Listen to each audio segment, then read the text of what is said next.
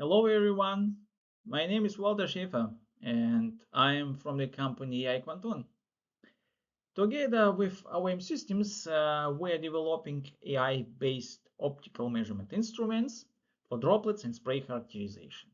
Today, I would like to present one of our experimental studies in which we use an AI-driven approach to measure the refractive index of dynamic droplets.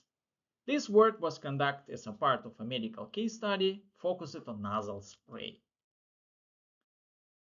There are many optical measurement instruments for droplet characterization, each with its own advantages and disadvantages. The method we use is based on the time shift technique, which was first originally introduced in 1985 and later further developed at the TU Darmstadt. Several PhD theses have conducted to advancement of this technique. I also gave a talk on the time shift technique 11 years ago at OPC conference in Tokyo, where we presented a new approach for characterizing non-transparent droplets. Actually, at the TU Darmstadt, measurement technology for spray research has a long tradition. I studied physics there and completed my PhD in the Department of Fluid Mechanics and Aerodynamics. During my PhD, I developed and built a prototype for droplet characterization. Many German companies showed interest in our measurement technology. As a result, we applied for government funding in 2013 to turn the prototype into a ready-to-use instrument. Since 2015, our system has been available on the market, and since 2021, we have been working on integrating AI tools into our technology. The time shift technique is based on the light scattering from individual droplets passing through a shaped light beam. The beam must be small enough to resolve the light scattering effects, which are correlated with the droplet's properties. As a droplet moves through the shaped light beam, light scattering occurs, and the scattering intensity is recorded by several detectors placed at specific angles. In other words, the moving droplet transforms the spatial intensity distribution of the light beam into a time-dependent light scattering signal. This is how it works. Here on the slide, you can see a typical experimental laboratory setup where the detectors are placed symmetrically around the light source. Each droplet generates a set of light scattering signals as it passes through the shaped light beam. We use these signals to calculate droplets' properties.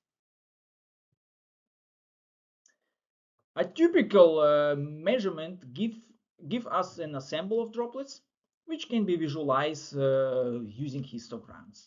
And at the same time, we can distinguish between transparent, non-transparent droplets and measure their acquisition time. On this slide, you see an example of a paint spray measurement. The measurement result is displayed on the monitor in form of a histogram. In the measurement probe, the light source and detectors are placed on the same side. This is actually the biggest advantage of the technology presented here. With a few modifications, the same setup can be used to capture light scattering signals from droplets in a spray. We are using this approach for more advanced spray research. In this case, the light scattering signals will be post-processed, for example, with some AI tools. The study we are presenting in this conference was a part of a medical case study on nozzle sprays. The customer wanted to investigate how well two active ingredients mix inside the spray. This is especially important when the mixing takes place just inside the atomizer, just before atomization. In previous studies, we show how to detect concentration of solid particles in suspension droplets by analyzing their transparency. But in case of nozzle spray, where both active ingredients are transparent, we can not longer use this approach.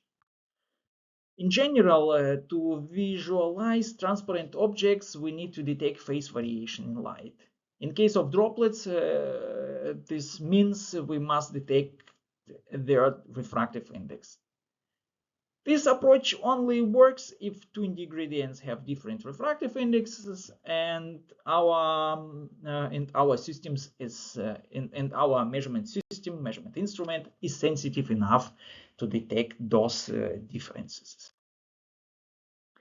Measuring the refractive index of a liquid or a static droplets is well established and relatively straightforward. But measuring the refractive index of a moving droplets, what we call a dynamic droplets, is much more complicated. There's well-known method called the rainbow technique, which works quite well, but it typically requires many droplets with almost the same optical properties. In our case, however, we are dealing with an assemble of droplets, each potentially having a different refractive index, and we are not interested in average values. We are interested in the individual properties of each droplet. To solve this challenge, we decide to use AI to analyze the light scattering signals in more advanced way. In our experimental setup, we used 4 light detectors and 2 light beams. The spray was generated using a single phase nozzle. To vary the refractive index of the droplets, we used water-glycerin mixture with different concentrations. Light scattering theory shows that the shape of the generated light scattering signals is correlated with the refractive index of the droplets. It's not new. If we can train an AI model to learn this relationship, we can then use it to predict the refractive index directly from the light scattering signal. This is the basic idea behind our work which we present here.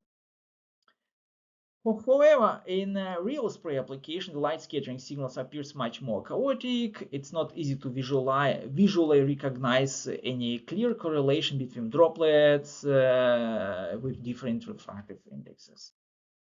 To create and to train our AI model, we must build first a training data set using a water-glycerin mixture, spray, and time shift measurement instrument. To vary the glycerin concentration, we produced droplets with known refractive indexes. As an output, we recorded 4 light scattering signals from the time shift instrument, and the target output for AI model was a single refractive index. This is how it's working.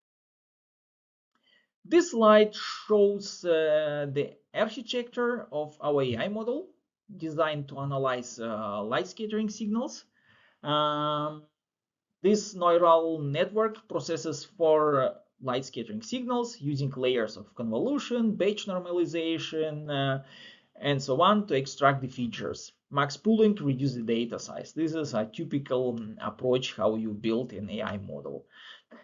Deeper layer learn more abstract pattern. Finally, the data set is flattened into and passed through the fully connected layers to predict the refractive index.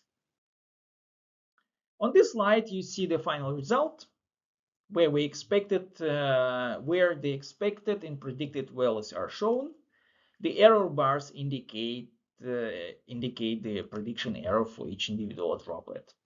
The current model is not highly accurate, but it's already able to distinguish between water and ethanol droplets, what is for this case study also enough. The model quality can be improved by using higher quality of light scattering signals. For that, we need to optimize the optic in the measurement probe. A secondary goal of our work is to find a way to use only one light scattering signal to measure the refractive index. In that case, we would need only one light source and one detectors, for the measurement probe. In this case, our measurement probe would be also have a more compact form.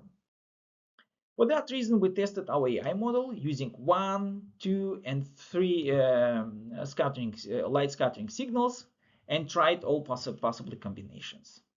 And on this slide, you can see a comparison of the prediction error depending on the number of signals and their combination. With a lower number of signals, the model doesn't perform well. This remains part of our future work in this project.